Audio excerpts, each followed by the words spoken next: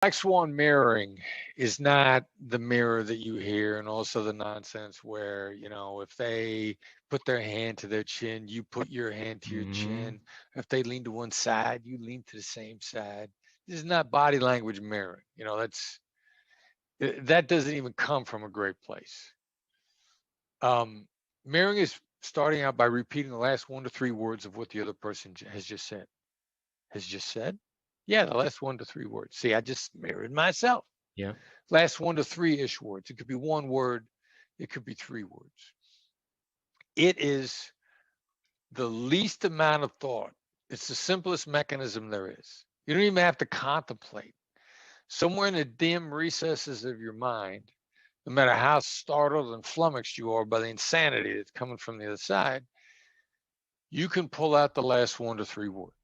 And it's a great skill to use when someone has just said something that has just sort of so caught you off guard that you're just flummoxed. You don't know what to say. It's a great way to give you time and contemplation without having the other side have any idea that's what you're doing. So it's great at getting you back on your feet. Now, what does it do to the other side? They want to talk some more. They love it. Not only do they want to talk some more, and this is another example of how a black swan tool is a next level tool. If you didn't understand something that somebody just said, you'd probably say, "What did you mean by that?" Common common guidance. Ask good questions, gather information. That's a what question. What did you mean by that? What are they going to do? Quite likely, they're going to repeat what they just said with the exact same words, only louder, just like an American overseas. Yeah, I want a donut. When you're pointing at a croissant in France, give me that donut. What? A donut. We say it again louder. But we do that to each other because for whatever reason, the words that we've chosen in our brain make the most sense for our vernacular.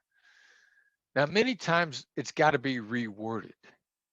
And a mirror actually gets people to say the same thing in different words. And it will be more enlightening for you and for them. My son Brandon, he's got a great story, which I think is probably in the book.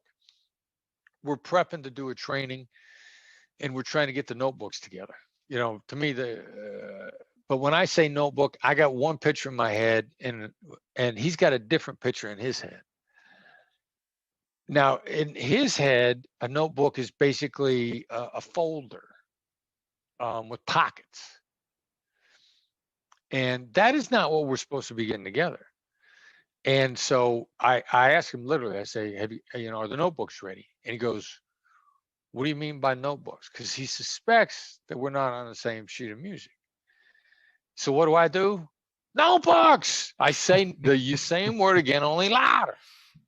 And we go through this 3 times until finally he mirrors me. He goes, "Notebooks?"